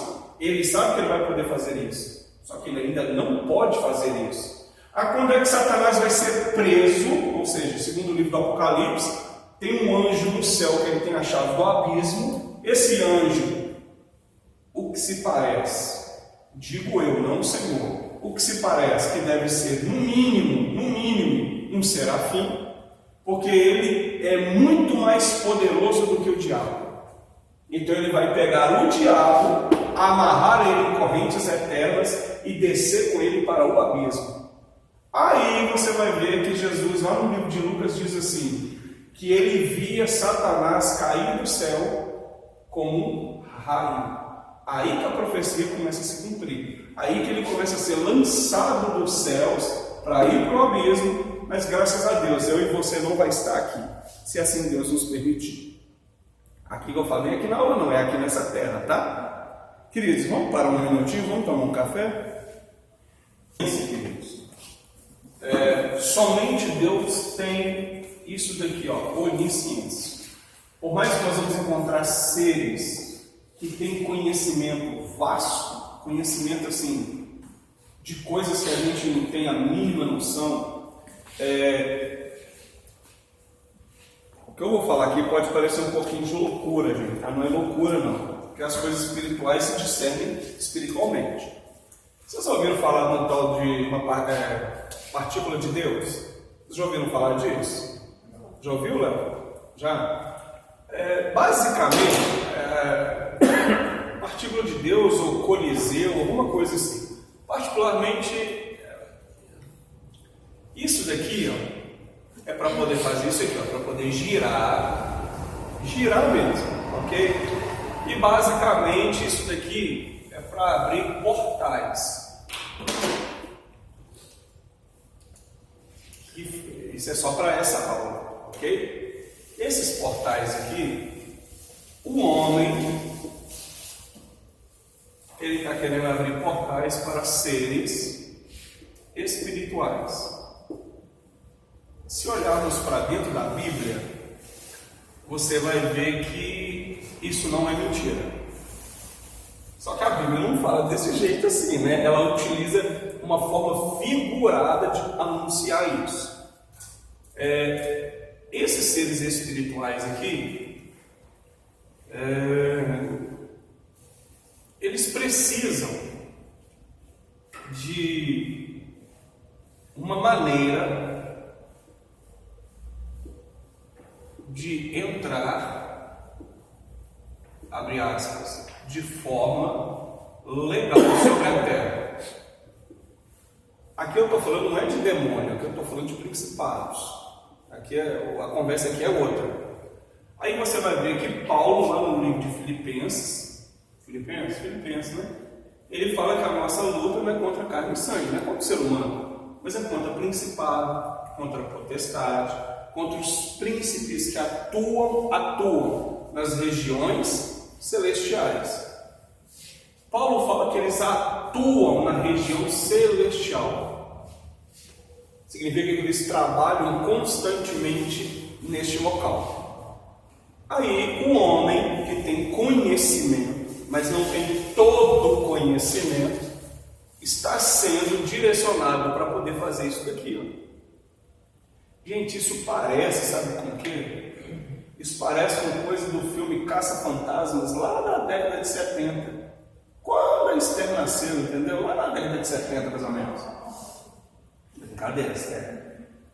Só que são coisas que vão acontecer ao longo dos anos e que nós, ou provavelmente os nossos filhos, verão. E vai ser coisa de assustar mesmo. Porque quando olhamos para isso, a gente pensa assim, espera aí, isso é impossível. O homem abriu um portal para um anjo caído, né, porque é assim que a Bíblia chama eles, um anjo caído vindo sobre a terra. Mas quando você olha para essas coisas aqui, você vai ver que desde quando o mundo é mundo, que o homem abre portais. Só que essas coisas só consegue se discernir somente quem é espiritual. Quem não consegue entender as coisas espirituais, essas coisas que parecem loucura, aí você vai para a Bíblia, porque a própria Bíblia explica isso. Se você não entende isso aqui de forma espiritual, a Bíblia fala que isso é loucura para quem não tem um entendimento. Por quê? Se você olhar para a própria, lembra lá da famosa Torre de Babel? Aquilo dali, gente, não era só para chegar no céu, não. Aquilo dali era para abrir um portal. Só que isso aqui é para um estudo mais profundo das coisas espirituais, ou seja, dentro da angelologia, isso aqui é uma coisa mais profunda para ser estudada. Se você olhar para, por exemplo, vou colocar a feitiçaria como um todo aqui. Feitiçaria. Se você olhar, por exemplo, a feitiçaria, você vai ver que ela tem níveis. Existem níveis. Ou seja, tem nível de feiticeiro que ele vai precisar de uma garrafa de pingo, um monte de vela, para poder invocar algum demônio lero. Mas vai ter feiticeiro que ele não precisa disso. Só de estalar os dedos ele consegue fazer coisas que os nossos olhos duvidam. Coisa que a gente só via em desenho ou em filme. Mas isso é a mais pura da realidade. Se você tiver a curiosidade depois de olhar no YouTube, pastor, hoje ele é pastor não sei o que, Marçal. Mas só que você colocar assim, aparece. Ele era de um nível altíssimo na feitiçaria, que tem nome de, não é nem feitiçaria, de satanismo. Que está dentro da feitiçaria, é claro. Mas, se você olhar o testemunho dele, como ele se converteu, como que ele atacava as igrejas, os pastores, como que ele, aí você vai entender que é ele que fala, tá? Como que ele, com poucos sinais que ele fazia com as mãos, travava, não era só o culto, não, ele praticamente quase matava os pastores. Porque ele tinha um nível muito alto dentro da feitiçaria. Quanto mais alto o seu nível, mais você vai desencadear forças ocultas. Aí eu falo para você, se você está desencadeando forças ocultas, claro que cada vez mais essas forças ocultas, elas vão te dar poder, isso é nítido, isso a gente não precisa nem ir muito longe, mas também, cada vez mais essas forças, elas te darão conhecimento. Para quê? Para que elas mesmas tenham liberdade para atuar conforme elas querem. Mas isso só no mundo espiritual. Isso no contexto espiritual. Só que tudo aquilo que está no contexto espiritual vem desencadeando para o contexto natural. Todo ser humano, hoje, nas últimas décadas, você vai ver que os seres humanos eles têm sido modificados geneticamente. Vocês sabem disso? Principalmente na China. A China é a que mais faz isso. Todo ser humano na China que nasce, ele é modificado geneticamente. São seres humanos para aguentar altos níveis de, vamos dizer assim, de escala de destruição. Ou seja, seres humanos para viver mais, para aguentar uma carga maior, imune a inúmeras doenças, coisas do tipo. É tipo assim, é um Schwarzenegger da China. É aquele cara que você fala assim, nossa, esse cara vem do futuro. É um cara que suporta muitas coisas. Mas se você fizer a seguinte pergunta, aí você já tem que entender no campo espiritual. Faz a seguinte pergunta: por que o ser humano está sendo modificado geneticamente? Qual o princípio disso? Para que o ser humano está sendo modificado? Ah, não, está sendo modificado por causa das doenças. Aqui, será que nós, como crente, como igreja, a gente é tão bobo para acreditar só nisso? Como está sendo modificado geneticamente só para isso? Por causa de doenças? Mas veja, se você olhar para a Bíblia, aqui agora é Bíblia, Deus fala assim, por exemplo, que se nós não ouvirmos, não atentarmos para a palavra dele, ele fala que muitas doenças, muitas malignidades viriam sobre nós. Se você olhar, por exemplo, para essa tal dessa dengue, que hoje é dengue, zika e chikungunya, tudo um trem só. Eu lembro que quando eu era criança não tinha esses trens. E por que agora tem? Porque quanto mais iniquidade, mais essas coisas vão acontecer. Mas agora estão criando homens que são imunes a essas coisas. Aí eu te pergunto, para quê? Qual o propósito disso? Quem foi que deu tamanho conhecimento para o homem? Aí você tem que buscar a fonte. Quando você busca a fonte, você fala assim, não, peraí, qual o sentido de um anjo caído, um demônio, vou chamar de demônio, mais fácil. Qual o sentido de um demônio dar uma habilidade para o ser humano para fazer com que o ser humano tenha geneticamente modificações no seu corpo? Qual o propósito disso? São coisas que a gente não pode mais simplesmente pegar a Bíblia e ler a Bíblia assim e achar que não, eu fiz uma leitura aqui e pronto. A gente não pode mais atuar dessa forma. Quando você olha para Deus que tem todo o conhecimento, você vai ver que o próprio Deus diz para mim e para você que crê nele, e no livro de Provérbios ele fala assim, que eu e você devemos buscar o conhecimento, a sabedoria e o entendimento nele. Se ele está falando para buscar nele, significa que tem outra fonte que também dá entendimento, sabedoria e conhecimento. Aí quando você olha para essa outra fonte, alguns vão ligar diretamente a Satanás. Só que o Satanás, propriamente falando, o Satanás, ele não faz isso. Porque ele tem súditos para poder fazer isso para ele. Vamos lembrar que a Bíblia, Jesus, Paulo, ele fala assim que esse mundo jaz no...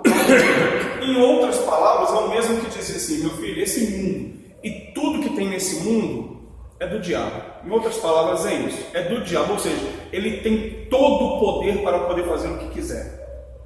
Se ele tem todo o poder para fazer o que quiser, observe, ele tem todo o poder para fazer o que quiser.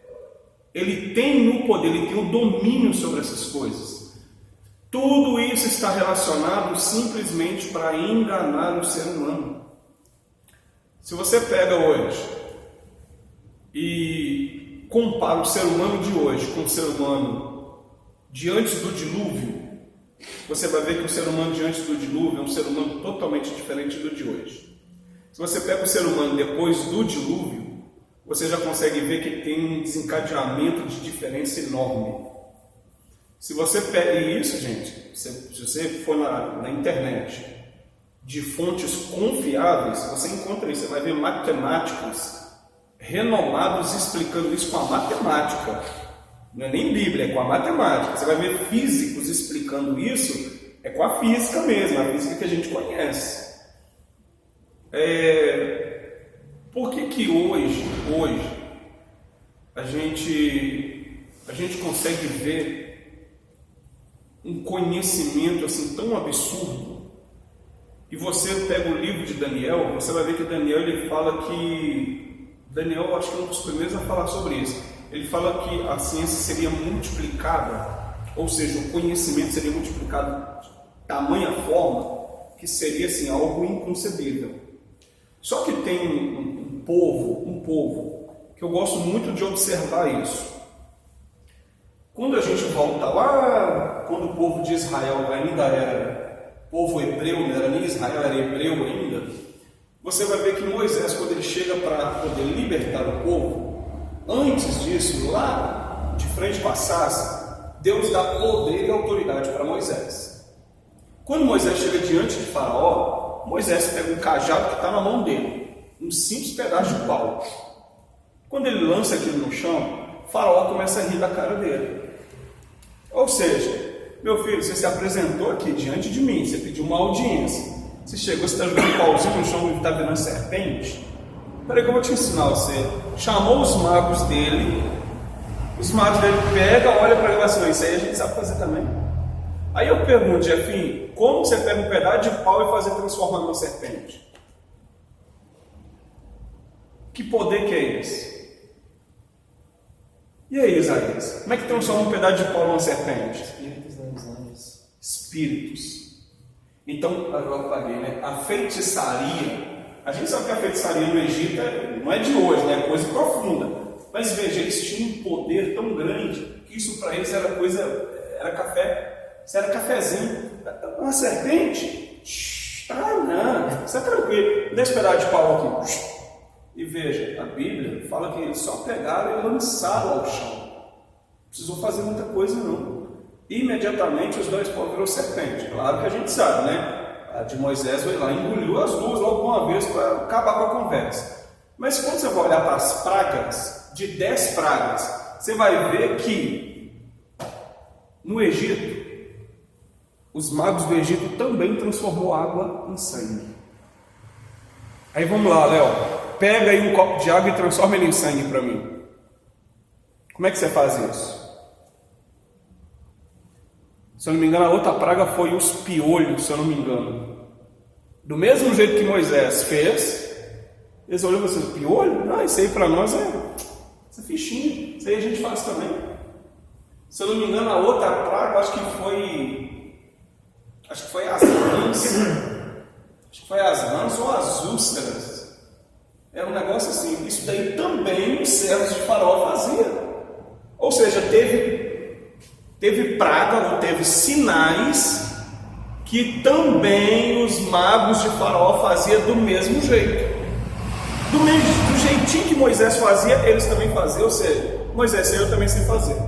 Só que aí quando chega, acho que é isso mesmo, quando chega na úlcera, aí eles viram e falam assim, opa, peraí, esse sinal aí a gente não pode fazer não. Por quê? Porque esse aí a gente não tem conhecimento. Esse daí é o dedo de Deus que está fazendo. Esse daí a gente tem conhecimento desse não. Então a partir daí que você vê que eles não tinham conhecimento para poder fazer aquilo. Então veja, qual o poder ou qual o conhecimento que eles tiveram? Quem deu o conhecimento para eles pegarem um pedaço de pau e transformar numa serpente? Quem deu eles o conhecimento de pegar uma água, jogar ela em terra, e detalhe, ainda tinha isso, né? Você pegava a água, jogava em terra e ela se transformava em sangue. Quem ensinou isso para eles? Qual a reza ali que eles fizeram ali para transformar aquilo em sangue? Como que eles fizeram vir piolhos? Como? De onde saiu isso? Eles tinham poder para fazer isso. Então veja, as coisas ocultas que estão para acontecer, e isso aí é inevitável, isso vai acontecer, isso parte de conhecimento. Só que quem está dando esse conhecimento não tem todo o conhecimento. O único que tem todo o conhecimento de todas as coisas é somente o Senhor. E esse atributo ele não dá a ninguém. Parece uma coisa assim meio que fora da nossa realidade, mas teve uma vez, logo quando lançaram aquele famoso filme Noé, né, parece que eram seres de pedra lá, que tem todo, e quando lançou aquele filme, eu escutei assim, nossa querido, não sei o que, não tem nada a ver com Noé, e não sei o que, e tal. Eu falei, gente, eu tenho que ver esse filme, tem que ver esse trem, tem que ver. A questão é, o cara, a história dele se baseia basicamente como? Uma arca, vai chover, tem um monte de inimigo, muitas coisas ali, está próximo do Noé que a gente conhece. Mas o contexto ali é outro, não tem nada a ver com a nossa história bíblica. Mas quando você olha para o texto, você vai ver que seres de rocha, né?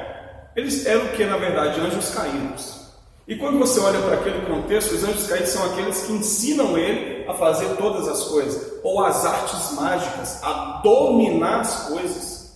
Dentro daquilo dali, quando você pesquisa mesmo, tanto as escrituras, quanto algumas coisas que têm sido desenvolvida pelo homem, você vai ver que não basta apenas a sabedoria humana. Você vai ver que isso não é somente um contexto humano. Isso tem a ver muito mais com o que está para acontecer. Porque quando se manifestar o falso profeta, e manifestar não, né? Todos concordam que de fato é esse Papa que está aí. Principalmente, né, o anticristo, que tudo leva a entender, né? A gente não pode dar 100% de certeza, mas tudo leva a entender que é o Macron, que é justamente o falso profeta, o anticristo, porque é o que tem todas as características para isso, enfim. Mas tudo isso está sendo preparado, gente. Então tem um campo sendo preparado para isso. Mas tudo isso tem que envolver o quê? Conhecimento. Então, quando olhamos para Deus, por que só Ele é onisciente? Porque ainda que outros seres tenham conhecimento, diga-se de passagem, conhecimento supremo, elevadíssimo, eles não podem ter todo o conhecimento. Porque todo o conhecimento está relacionado àquilo que Deus conhece, não somente de ver ou de fazer, é muito mais profundo do que isso. Pega a apostila agora, por favor. Chega de falar um pouquinho, vamos ler um pouquinho aqui. Gente, até aqui tudo bem? Não estou falando muito rápido não, né? Está dando para entender? Onisciência. A sepultura e a destruição estão abertas diante do Senhor. Quanto mais os corações dos homens, Provérbios 15, 11. Este é apenas um texto dos diversos que há, que mostra que nada escapa ao conhecimento de Deus, nem o que acontece aparentemente longe, sob uma perspectiva humana, nem o que acontece aparentemente perto. Esta palavra tem particularidades que valem um pouco de atenção para que a explicação e entendimento sobre este atributo, que é pertencente apenas ao Senhor, seja esclarecido. A palavra que é o prefixo oni tem em seu significado exprimido a noção de tudo, todos, totalmente. Aí vem a explicação. Logo, o significado correto deste atributo é aquele que é todo o conhecimento, diferente daquele que tem todo o conhecimento, pois ter expressa um sentido que foi adquirido de alguém em algum momento. Então agora veja, aqui nós sempre tratamos essa palavra aqui, ó, todo o conhecimento, não é assim? Não é assim que eu estou trabalhando desde o início? Mas quando você pega isso daqui, ó, é só o olhinho, né? Quando você pega esta palavra aqui fala de um todo. Só que esse todo, cadê todo? Ou todo, tudo ou totalmente. O correto, totalmente. O correto que nós deveríamos dizer é: aquele que é onisciente ou tem a onisciência, não é que ele tem todo o conhecimento, porque nós estamos relacionando a Deus. Quando falamos que ele tem todo o conhecimento, dá o entendimento que ele adquiriu o conhecimento. Só que Deus ele não é todo o conhecimento, ele é o conhecimento. Ou, em outras palavras, ele é todo o conhecimento. Aí, quando você vai lá para Provérbios, se eu não me engano é 1, 2 e 3, acho que é isso mesmo, Provérbios capítulo 1, 2 e 3, e mais alguns outros capítulos, você vai ver que Deus ele chama o homem, no sentido geral, ele chama o homem para ter o conhecimento nele. Ou seja, você vai adquirir conhecimento em mim, a sabedoria em mim, porque Ele é todo o conhecimento que o homem precisa. Então, esse atributo de onisciência, somente o nosso Senhor tem.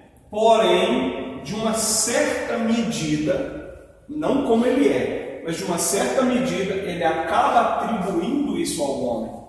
Porque o homem só tem conhecimento porque é parte de Deus. Mas ser todo o conhecimento, o homem não consegue isso. Ok? Continuando a leitura, diz assim: cadê? Logo, o significado correto deste atributo é, abre aspas, aquele que é todo o conhecimento, fecha aspas, diferente daquele que tem todo o conhecimento, pois ter expressa um sentido de que foi adquirido de alguém em algum momento. Provérbios 2,6: porque o Senhor dá a sabedoria, da sua boca é que vem o conhecimento e o entendimento.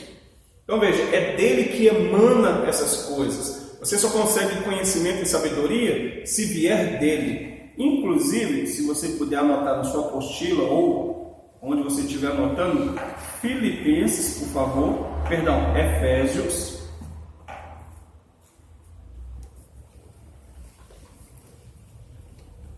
Efésios capítulo 2. Efésios capítulo 1, por favor.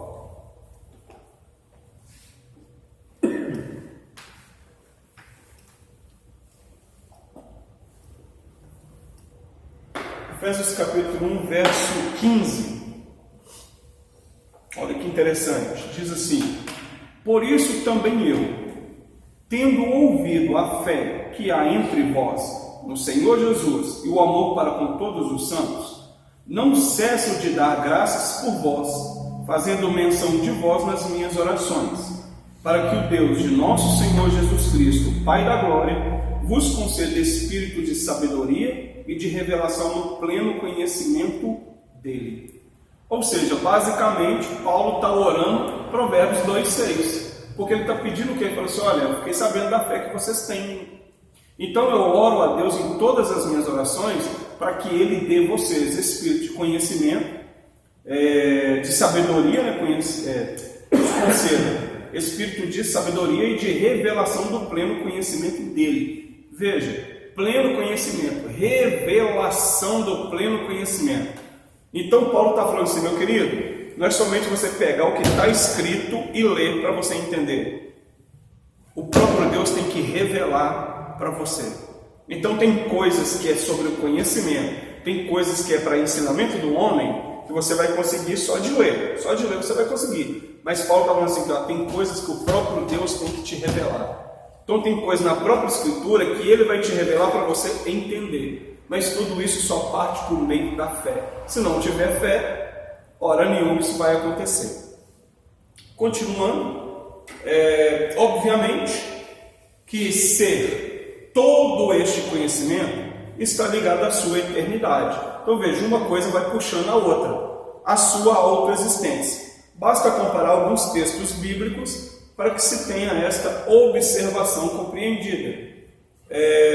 Veja só, Isaías e Provérbios. Será que você não sabe? Nunca ouviu falar? O Senhor é o Deus eterno, o Criador de toda a terra. Ele não se cansa nem fica exausto. Sua sabedoria é insondável. Bem, uma coisa que é insondável a gente pode até imaginar, né?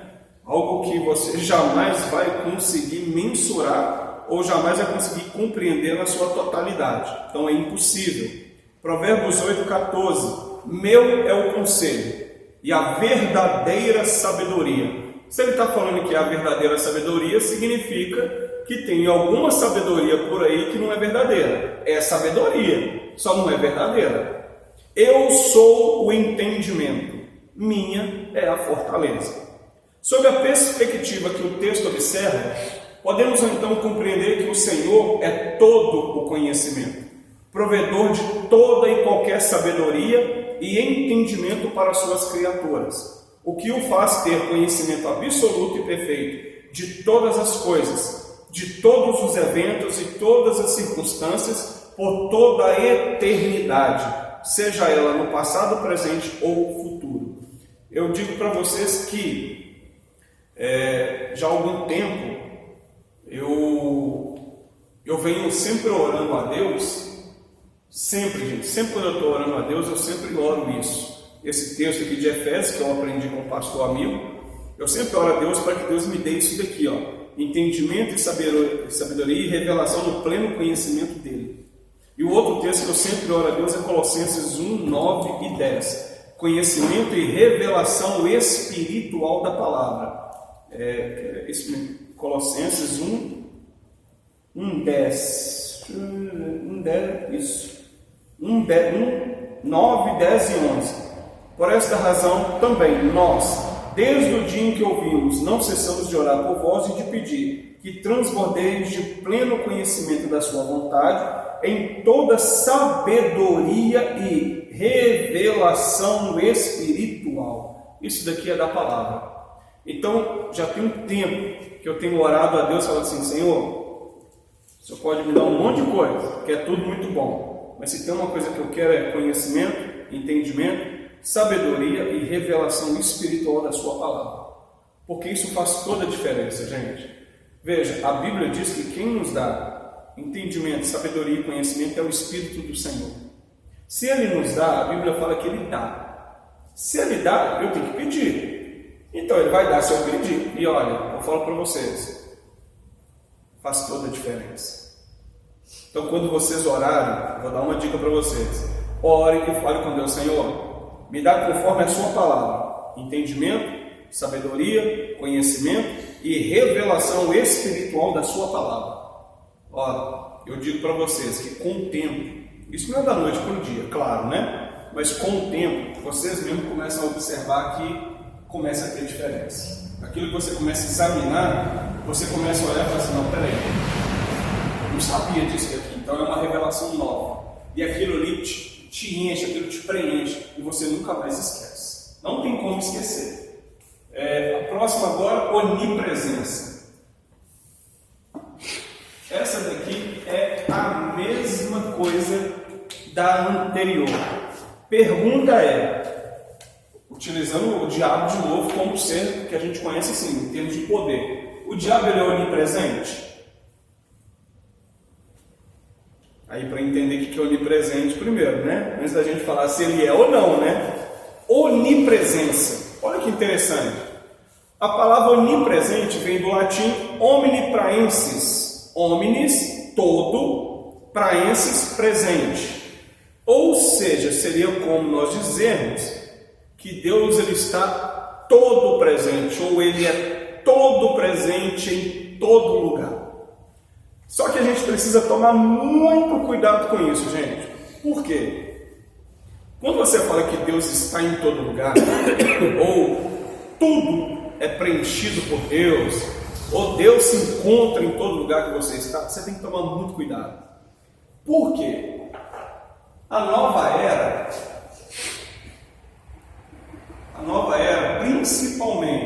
principalmente, tá? Ela tomou uma força muito maior com o famoso, acho que é assim, né, que escreve, Gandhi, acho que é assim. Ela tomou uma força enorme com esse cidadão aqui, ó. Então a nova era, ela tem uma religião aqui dentro dela, se é que a gente pode chamar de religião. Eles são panteístas. Sabe o que é um panteísta? Eu sei que vocês sabem, gente. Eu sei. É só eu ir lá para o cinema que vocês vão saber.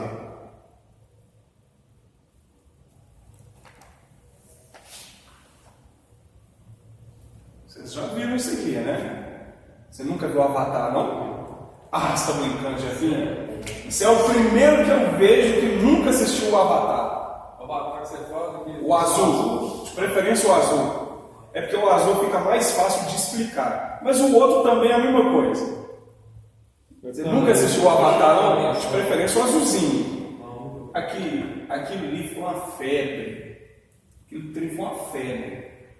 Não tem nada melhor para explicar isso daqui, ó. Não, é mesmo. Vê e vê com esse olhar que eu vou te falar aqui, ó. Não tem nada melhor para explicar essa religião que é da nova era, essa visão panteísta, do que esse filme Avatar. De preferência aquele azulzinho mesmo, tá? O azulzinho é o melhor. Tem, porque são dois Avatar, né? Tem um que é um menino, ele é a reencarnação do Avatar. O Avatar sempre reencarna. Que também é um sentido da nova era, que é o menino. Aí ele consegue dominar o vento, como é que é? O vento e a água. Só que ele tem que dominar os 4 elementos. Aí tem que lançar o 2 ainda. Não lançou ainda não. Ele vai lançar.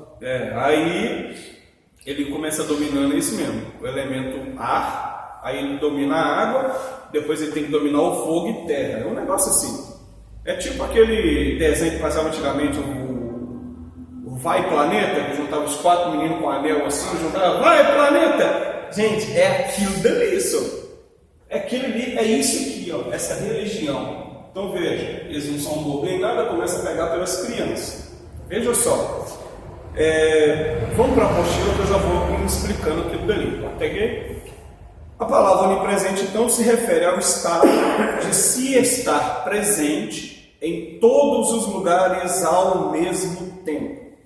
Sobre sua onipresença, as Escrituras trazem inúmeros textos onde o leitor, ao se debruçar, encontrará com facilidade sua veracidade e compreensão. Veja só, Jeremias 23, 23. Porventura, sou eu Deus de perto, diz o Senhor, e não também Deus de longe?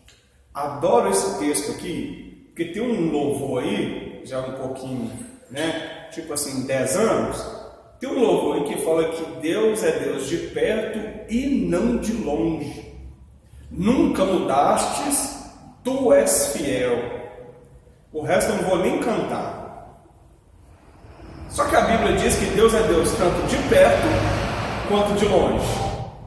Então quando eu canto dizendo assim, e ela tem uma melodia assim bem melancólica. Quando eu canto dizendo assim, que tu és Deus de perto e não de longe, isso é uma baita de uma mentira. Então veja, nós precisamos pedir ao Senhor para nos dar conhecimento, para a gente não cair nessas coisas. Porque às vezes eu estou no culto aqui empolgado, já tocou 2, 3 músicas, e eu já estou no clima. Aí começa, né? O famoso Davi Sácia. E vamos lá, Davi Sácia, vamos cantar. Tu és fiel, vamos lá. E não sei o que, quando pensa que não, você canta. Porque Deus é Deus de perto, não é Deus de longe. Não, gente, Deus é Deus de perto e Deus de longe. Ele tanto está aqui com você, como você pode clamar por Ele aqui, e Ele fazer algo a distâncias que a gente nem imagina. Então Ele é Deus de perto e Deus de longe. É igual aquela do Quero Te Entrar dos Querubins. Qual dos querubins? Me leve à sala do trono, eu quero te colocar entre os querubins. Você quer entronizar entre os querubins lá na sala do trono lá? Tá muito Tá muito boa! Quero ver você entrar na sala lá dos querubins. Quero só ver. Não, eu não quero não. assim, você vai viajar? Eu não quero entrar lá não. Leve-me à sala do trono. Quero entrar lá não. Lá eu não quero não. Agora tem um outro lugar que eu quero, mas lá não. Jeremias 23, 24. Esconder-se-ia alguém em esconderijos, de modo que eu não o veja? Diz o Senhor. Porventura não encho eu os céus e a terra? Ou seja, eu não preencho, eu não estou em todos os lugares? Atos 17, 27 e 28. Deus fez isso para que os homens o buscassem e talvez, tateando, pudessem encontrá-lo, embora não esteja longe de cada um de nós, pois nele vivemos, nos movemos e existimos, como disseram alguns dos poetas de vocês. Também somos descendência dele. E por último, Salmo 139, 7. Para onde poderia eu escapar do teu espírito?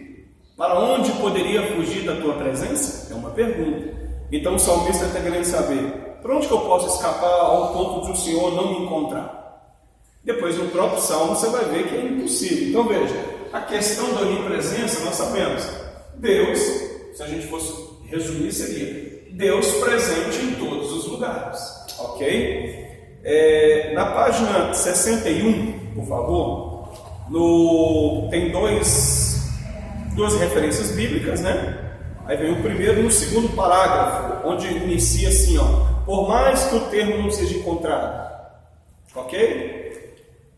Por mais que o termo não seja encontrado, ou seja, não é uma palavra bíblica, e de fato você não vai achar isso, só que você vai achar os termos relacionados à onipresença, não à palavra. Por mais que o termo não seja encontrado, ou seja, não é uma palavra bíblica, os textos bíblicos e o próprio termo demonstram que Deus preenche toda a parte plenamente.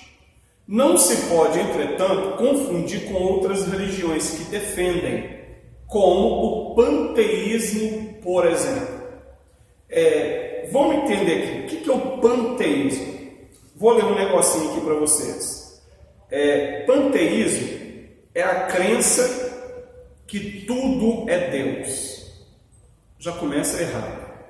Para o panteísmo, tudo é Deus. Tudo aquilo que você vê é Deus. Tudo aquilo que se move é Deus. Já começa errado por aqui. Segundo esta crença, todas as coisas são divinas e Deus é a soma de tudo que existe. Posso contar um negócio para vocês? Às vezes a gente escuta isso aqui em altar. Só que às vezes quem está falando, às vezes nem sabe o que está falando. Então, gente, a gente tem que tomar cuidado demais, misericórdia. O panteísmo não está de acordo com o ensinamento da Bíblia, né? Existem várias religiões e filosofias que são panteístas. Cada uma é diferente, mas em geral todas partilham algumas crenças. Veja só, o panteísmo, ele diz o seguinte. Essa aqui é uma anotação que eu fiz, tá? Para o panteísmo, primeiro, Deus está em tudo. Não, Deus não está em tudo. Aí, quando você assistir isso aqui, Jeff, você vai entender. Para o panteísmo, Deus está em tudo. Não. Para a Bíblia, é mentira. Deus não está em tudo. Porque quando você olha para a onipresença, o sentido da onipresença não é esse. Outra coisa. Não existe para eles, né? Não existe um Deus transcendente, ou seja, um Deus maior que o universo, como nós conhecemos. Deus está acima do seu alto trono e todo mundo, todo o universo, tudo que foi criado está abaixo dele. Nós entendemos assim. Para o panteísmo isso não existe. Tudo é Deus.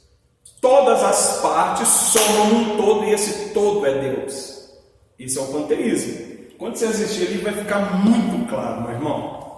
E esse é o filme que eu costumo indicar para as pessoas assistir com outro olhar, claro, né? Para poder entender a questão panteísta, porque muitas das vezes nós estamos andando por um caminho panteísta e às vezes a gente não tem nem entendimento. E é um filme que chama muita atenção, principalmente das crianças. Aí as crianças vêm, e quando eu falo criança, não importa o tamanho. Elas veem isso e é algo que chama muita atenção, é algo bonito, é algo atrativo. E quanto mais você alimenta a criança com isso, daqui uns dias sua criança está assim. Você vai falar assim, não, meu filho, Deus está no seu alto sublime trono, sentado, Ele comanda tudo. Aí seu filho daqui uns dias vira e você fala assim, não, pai, você está errado. Deus não é isso não. Deus é tudo que nós vemos, é o ar que respiramos. Deus é tudo isso aqui, Deus é a natureza. Aí você fala, pronto, meu filho desviou. O que aconteceu, menino? Aí quando você vai ver, tudo começou por causa de, às vezes, um filme. Outra coisa que para eles é impossível. Deus não é um Deus pessoal, ou seja, não é um Deus com personalidade. Ou seja, você não consegue ter um relacionamento com Deus. Para o panteísta é isso. Diferente de nós acreditamos que quanto mais eu me achego a Deus, mais eu me relaciono com Ele. Para o panteísta isso não existe. Agora eu acho que a pior parte é essa aqui, e talvez seja a parte que mais traz dificuldade no nosso meio. Eles dizem o seguinte: todos somos partes de Deus. Se trouxermos essa palavra, todos somos partes de Deus, Se a gente trazer isso para o nosso meio, é um negócio difícil da gente entender. Nós fazemos partes de Deus, porque segundo o panteísmo, se a gente faz parte de Deus, significa que nós também somos Deus. Aí é o Deus na letra maiúscula. Mas quando olhamos para as Escrituras, nós fazemos parte de Deus, não no sentido de somos Deus, mas parte de Deus porque somos criaturas de Deus. É dentro desse sentido. Veja só, para o panteísta, Deus é a força que une tudo no universo. Então tudo está ligado em Deus, ou tudo passa por Deus, para ser ligado. Assim, cada pessoa, cada animal, cada objeto faz parte de Deus, como os membros de um corpo. Quando juntamos tudo que existe, ficamos com Deus. Por isso o universo é eterno. Não foi criado por Deus. Mas eles entendem que o universo é eterno porque o universo é Deus. Então veja, nós acreditamos no contrário. Por que quando eu falo universo aqui é o sentido de eternidade? Por que é eterno? Porque Deus criou. Eu creio, porque eu vejo Deus como criador. Eles é o contrário. Eles veem que isso é eterno porque isso é Deus. É como se você pegasse uma bolha e essa bolha fosse tudo aquilo que a gente conhece como criação, e ao mesmo tempo essa bolha fosse o próprio Deus. Mas quando eu olho para as Escrituras é o contrário. É Deus de fora dessa bolha, e somente pela palavra do seu poder, tudo vem à sua criação. Para me finalizar essa parte aqui, de acordo com o panteísmo, Deus não existe fora do mundo, diferente do que a gente acredita. Deus não existe fora do mundo, nem o mundo fora de Deus. Os dois são a mesma coisa. Por isso, Deus é mais uma coisa abstrata, uma força ou elo de ligação entre tudo que existe. Ele não é uma pessoa distinta de tudo que está no mundo. Não podemos ter um relacionamento pessoal com Deus, como temos com outras pessoas. O que a gente sabe que é estritamente mentira. Então, quando a gente olha para Deus, é muito simples. Deus ele não é essa bolha, Se a gente pensar nesse quadro aqui, Deus ele não é esse quadro onde tudo está dentro dele. Quando você olha para a onipresença, é o contrário. É justamente Deus fora desse quadro, mas ao mesmo tempo é Ele preenchendo todas as lacunas desse quadro. Na verdade é o contrário, porque a sua onipresença de fato está em todos os lugares.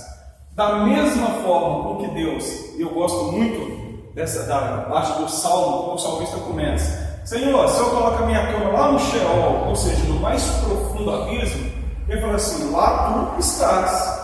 Ou seja, lá eu consigo te encontrar. Se eu coloco a minha cama mais longe de não sei o que, lá o Senhor está também. Se eu coloco lá não sei aonde, lá eu vou te achar também. E se eu subo no mais alto das estrelas, ou seja, coisa até onde ele entendia como altura, na maior das alturas que eu imaginar, lá também eu te encontro. Aí por fim ele falou assim: para onde que eu posso fugir de sua presença? Para onde? Qual é o local que eu consigo esconder do Senhor? Então veja, essa onipresença não é Deus como um quadro e tudo dentro desse quadro. Na verdade ao contrário, é Deus fora do quadro. Mas ao mesmo tempo, Ele estando fora, Ele consegue preencher cada lacuna dentro desse quadro. Isso é a onipresença de Deus. Então quando falamos que Ele é onipresente, nós falamos justamente dessa forma. E um outro detalhe muito interessante sobre a onipresença dele é justamente relacionado ao homem. Por quê? Quando nós falamos que Deus habita em nós vamos entender o seguinte: como Deus pode habitar em mim e ao mesmo tempo estar em vocês quatro? Você também, tá bom? Você é cinco. Como que Deus pode estar em mim e ao mesmo tempo em vocês? Então veja, a minha crença esse Deus que criou todas as coisas, Ele está em mim. Mas se Ele está em mim, que Deus é esse ao ponto de também também está em vocês. Mas que Deus é esse que ao mesmo tempo que Ele está em vocês, está em mim, Ele também está aqui, em presente, sabendo a sua onipresença, sabendo de tudo que acontece aqui. E quando olhamos para as Escrituras, tudo isso acontece, mas ao mesmo tempo, Ele está sentado no alto e sublime trono. Aí você olha e fala assim, peraí, como que esse Deus pode estar sentado? E diga-se de passagem, a Bíblia relata Ele sempre sentado no seu trono, no sentido de governo, de poder, de domínio. Mas aí ao mesmo tempo a Bíblia fala, por exemplo, que Ele descia no Éden. Olha que loucura, Ele está sentado, mas Ele desce no Éden. Ele está sentado, mas é um Deus que visita. Ele está sentado, mas Salmo 52, se eu não me engano, fala que o salmista, pelo fato de clamar a Deus, fala que Deus ele sai do seu trono, senta na asa de um querubim e voa para poder socorrer o seu ungido. Você olha para isso e fala assim, peraí, Deus saiu do trono, sentou na asa de um querubim, voou só para poder salvar o seu ungido?